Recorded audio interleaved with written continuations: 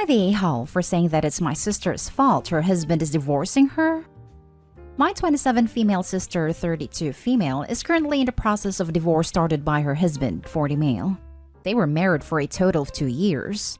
But the problem started with brother-in-law wanting his own biological kids. I'll explain later. And my sister not wanting them. She was always against having kids, but the moment they started seeing each other, she started making certain changes about herself. He had a courtesy of telling her quite early where he wanted the relationship to go, and my sister at that point went from no to maybe to one day, and then yes. They got married. But maybe the realization finally hit her when we went to meet our cousin who had given birth. Yes, a new mother's body is not exactly the epitome of sexy because pregnancy does things to a mother's body. I could tell sister was detracting. And it was still early in the marriage when I asked her to reconsider and end the marriage now before it's too late. She was adamant that she wanted a child, but I could tell she was flaky. She never talked to me, but she would talk to our mother, and I would hear from her how brother-in-law was still going on about wanting a child, but she's not feeling like wanting a child anymore. Oh boy. A month ago, brother-in-law reached his limit and finally asked sister to be upfront, and she straight up told him she does not want to be a mother and started offering alternatives like adoption. Brother-in-law did not want to hear any of that, and sister came to live with us. As to why brother-in-law wants biological children, he was previously married and has 2 children. Then he found out that neither of them are biologically his. He pays child support but does not see the kids anymore. Understandable. Sister also knew this, but maybe love blinds people. She is here bawling her eyes out because brother-in-law started the divorce proceedings and does not want any sort of compromise. Parents have been giving brother-in-law crap for days now, and so is sister now about how stubborn he is, and wish she could see it before. It got annoying to a point where I told her that it was her fault that she was not ready, lied to him, and now expect him to accommodate, fully knowing his side, and that her foolishness impacted the life of 2 people. Now they're angry at me for taking his side. Am I the a-hole? If so, what can I do to make it right? I'm not going to retract my words because they're exactly what she did. Now for the top comments. Not the a-hole. She lied to her husband by pulling a bait and switch on him. That's really shady. She's getting what she deserves for doing that and just can't accept that. All you did was tell her the truth. These aren't the type of things you can just change your mind on when you marry someone, at least without consequence. She needs to commit one way or another because waffling on something as high gravity as this will doom her relationships to failure now and in the future. Props to you, Opie, for giving your sister a hard dose of reality. Did she pull a bait and switch, or did the reality hit her that she didn't want to go through pregnancy? Yes, that is possible. But she still didn't tell her husband that she had changed her mind. He had to confront her to even get her to tell the truth. Everyone sucks here except brother-in-law. This is a deal breaker for him. Ed is making the right choice. Compromise either way would only breed resentment and ruin what's left of their marriage. It's better and more responsible to cut it off now so they can find people who are fundamentally more compatible. Your sister definitely should have been honest. This is a situation of her own making because she tried, out of love, to want something she does not want. However, you didn't need to say that. You didn't need to rub salt in her wounds, and you've done her no favors for it. Your parents need to stop blaming brother-in-law. She doesn't need to forgo biological children just because she doesn't want them. He's not wrong for making this choice. It'd only be wrong if he tried to force her into pregnancy after she'd outright said no. He didn't. She made herself clear, so he left. That's unfortunate, but that's all it is. Real true support does not come from blasting the other person for the things they want for themselves. Less focus on him, more on her. And you learn to read a room. Tact is a valuable resource, and given that this is a sensitive subject, you should take your hints from that and be sensitive. There's nothing at all to be accomplished from telling her truths like that. You should apologize. Not because you stated something untrue, but because you were unwittingly or otherwise cruel to a family member who is already suffering. That was very well put. I agree with everyone sucks here. Unless you were directly asked for your opinion, Opie, then what you have done is kicked someone while they were down. You don't have to lie to her, but you don't have to wield the truth like a hammer either. She will get plenty of that in the divorce proceedings. Info. How do you know that your sister wasn't lying to herself and telling her husband what she believed was true at the time? Given what you have said about her freaking out about what pregnancy does to a woman's body and suggesting adoption, it sounds like your sister is opposed to giving birth, not to having children, and maybe she initially thought she could push past that fear for something she wanted with her husband. Now for the next story. Am I the a-hole for telling my sister her being a stay-at-home mom is a joke and she's just selfish? I want to make it clear I'm not slagging off being a stay-at-home mom, just my sister's version of it. I know how much hard work it is and I'm not putting anyone down for it. But my sister really does just sit around doing nothing all day, while somebody else does all the work, and then whines about how hard it is being a stay-at-home mom, and I've had enough of it. My sister Carol, 26 female, and I, 24 female, have always been polar opposites, so we do clash in quite a few things, but generally we are close. She has 2 kids, Rose 6 female and Ty 7 male, and I have a son Oz 2, and they're really close. Carol has always been a stay-at-home mom ever since she left school, and never had a job, whereas I've always been career-driven.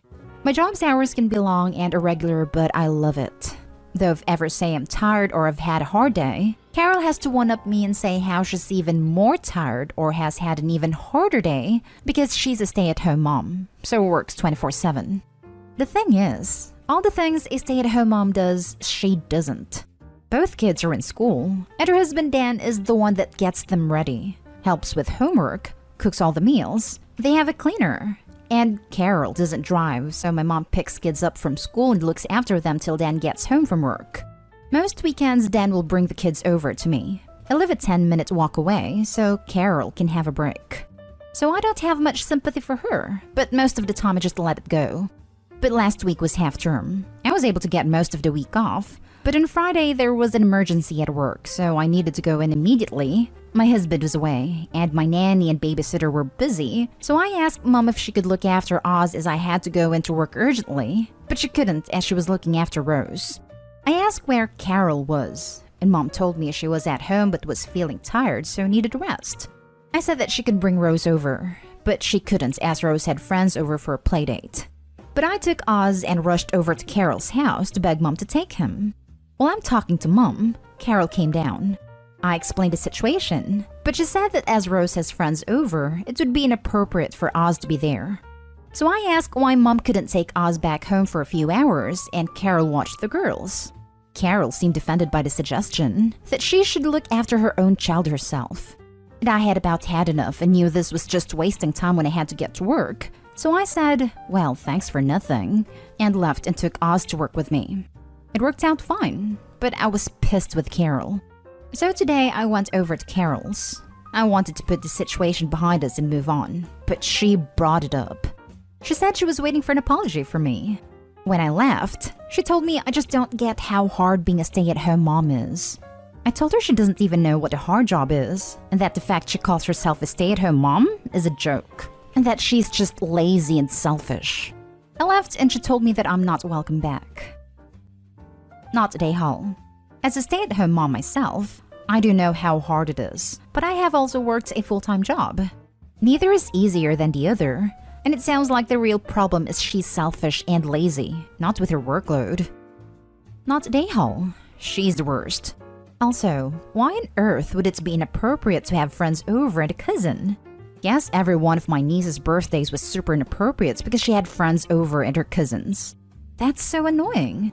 Being a stay-at-home mom is so much work, but only if you actually work. She said that he would interfere with her game, and the girls were there to play with Rose, not a 2-year-old they didn't know. To be honest, I really didn't know what she was on about either. I think it was just an excuse to not have Oscar. Just for clarification, your mom has time to babysit your sister's kids, but absolutely cannot do so for you in the middle of an emergency. Really? We are not focusing enough on how unfair and enabling your mom is being. It isn't the first time my mom chose to babysit for my sister instead of me, when I asked first, so I stopped asking her. But I was desperate this time, so I went for my last resort. Next story. Am I the a-hole for confronting my sister's girlfriend upon being accused of not caring about their baby? My wife, 35 female, and me, 34 male, have been married for over 8 years. and have been trying to have a kid forever. We have suffered 3 miscarriages in the process, the most recent one being over 2 weeks ago. Now, my sister Ashley, name changed, left her abusive prick of a husband over a year ago. It has been in a relationship with another woman, Brenda, name changed, for 8 months now. Over 2 months ago, Ashley gave birth to a baby girl. She came as a source of joy for all of us, considering that my wife was pregnant at the time too. However, around 2 weeks ago, my wife and I suffered our 3rd miscarriage. This was around the same time that Ashley began to behave strangely. She was constantly depressed, irritable, and weepy, and often attempted to drive the conversation away from her child and babies in general. These symptoms were there before too, but this was when they really began to come to light. It was then that she was diagnosed with PPD. Around 2 days ago, I decided to take my wife on a road trip to visit her parents to take her mind away from the miscarriage for a while. While we were packing for the trip, Brenda paid us a visit and asked us if we could help take care of the baby, as she wanted some quality time with Ashley. I knew that it would not do good for my wife's mental state to be around a baby right now, as it would trigger a lot of emotions. I kindly refused, and told Brenda that we were visiting her parents and we would not be available for a while. This really angered Brenda, and she began to call me out for being a selfish brother. She said that Ashley would never do this to me, and that we could never understand the problems they were going through, and at this point, taking a vacation and abandoning Ashley and the baby was extremely uncalled for. However, when she said that I did not care about the baby, that was the last straw. I countered saying that my wife already has enough on her plate to deal with, and she doesn't need Brenda's toxic vibes right now. I asked her to leave our house and take her negativity with her. Am I the a-hole for behaving the way I did with Brenda? Edit. To everyone who has been asking, Brenda and Ashley are both fully aware of the miscarriage, and were in fact in the hospital at the time. Now for the comments. Not the a-hole. Not at all. You took a stand for your wife. Your sister-in-law is being totally unreasonable and entitled and selfishly expecting you to watch their baby right after you suffered a miscarriage, and in refusing to even consider why taking care of a baby could be traumatizing for you too. They can hire a babysitter. Also, I'm really sorry for your loss, OP. Hugs. No, you don't get it. Only Ashley is allowed to have emotions. OP's wife should be grateful to still act as a parent/babysitter for a moment.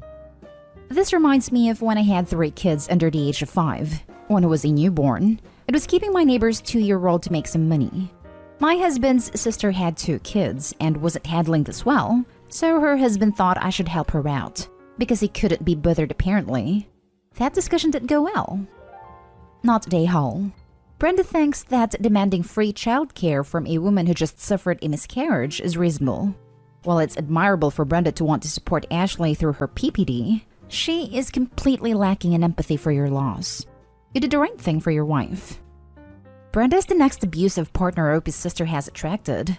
Likely narcissistic, coming by to enjoy OP's pain and throw oil on the fire. Not the OP. Best to go low contact or no contact. Brenda was way out of line. I'm sorry Ashley was going through PPD, but your wife's and your loss was equally as devastating as your sister's PPD, perhaps even more so. Both you and Brenda were protecting your significant other, but Brenda was going about it by being a nahal. You, on the other hand, were not a nahal. Not at all. Last story is titled, Am I the a-hole for not letting my sister make my son's birthday cake? My sister is an aspiring professional baker. She set up a Facebook business for it in 2018, and so far has not been able to build up much of a client/customer base. Part of the reason for this is she isn't the best decorator out there, and sometimes she's downright bad. Before setting up, back in 2017, she did taste and feedback tests with the family. She told us she wanted to know if/where she needed to improve and all that stuff. Cool. A couple of people told her she was great and that she should open her business because she'd be great. The rest of us, me, dad, older brother, younger sister, and my husband, all mentioned how she needed to lay off on the sugar a bit because holy freaking hell was she poisoning those cakes. And we mentioned she would need to refine her skills with the decorating side. She asked for specifics and we gave them. Especially on the kids' design because they were downright terrifying for kids. Tested on some of our kids. She didn't take it on board though, except for the sugar. She told us at the time we had overreacted to the designs and would see. My sister has 5 reviews on her profile. 3 of them are 1 star with the same feedback we gave about the appearance of the cakes. One woman had her 2-year-old cry when they saw the cake, and another had her 5-year-old say they were scared of it. The other one was more angry about it and did not hold back. The other 2 are 3-star reviews and say it could have been a lot better. It frustrates my sister. She tries to grow but doesn't listen to feedbacks. My son is turning 8 this year, and it will be his first friend party due to circumstances. My sister asked if she could do the cake. I told her we had already ordered one, which is true. She was hurt I wouldn't go to her over another baker. She offered to cover the cancellation fee, and I turned her down. Then she got mad. Said how can she build her business if family won't even help her out and give her practice and a portfolio to build. I told her that she should start listening to the feedbacks she has received, instead of pressuring family to become guinea pigs for inventions. I also suggested she practice without getting an order, because it means she can provide a better quality product without using other people's money/celebrations to do it. She told me a good, not a prick, sister would give her the experience, and that it would mean so much more to my son to have a cake made by his loving aunt than some random baker. She has me feeling a bit bad because despite her telling me I'm a prick if I don't, I can see she's genuinely hurt we don't like her cakes enough to give her this. Am I the a-hole? Not the a-hole. Your sister does not have a business. She has a Facebook pipe dream. After 4 years, she needs to face reality that she's not capable of baking for profit. I think that's kinda where my frustration stems. She could make it a profitable business/side business if she put in the work to grow and improve in her weak area, decorating. It has never felt like she has put that work in. She expects to grow as she works, but people don't want to pay for that. Your sister is trying to walk before she crawls. She needs to refine her skills. No one wants a cake from the 1-star Facebook baker. Except me. I'm in bed and it's 3 a.m. Please bring me a cake from the 1-star Facebook baker. Now. Not today, home. As much as I hate to say it, some people got it, some people don't got it. She seems to fit into the latter category. She apparently needs a lot more practice before she entertains her dreams of branching out into a successful business. It may hurt her feelings, but you gotta be honest at times. Too much negative feedback in early stages can downright cripple a fledgling business. She needs to be 100% confident in her work and have a portfolio of cakes/treats that she has made that she can provide on request. My wife takes photos of every cake she makes, even just to kill time, and is building up quite a collection of photos. I agree. If she practiced and learned how to strengthen her ability in the decorating area of cake making, she could be doing a lot better, but she needs to put in the work to learn. Not everyone has a magical skill right off the bat.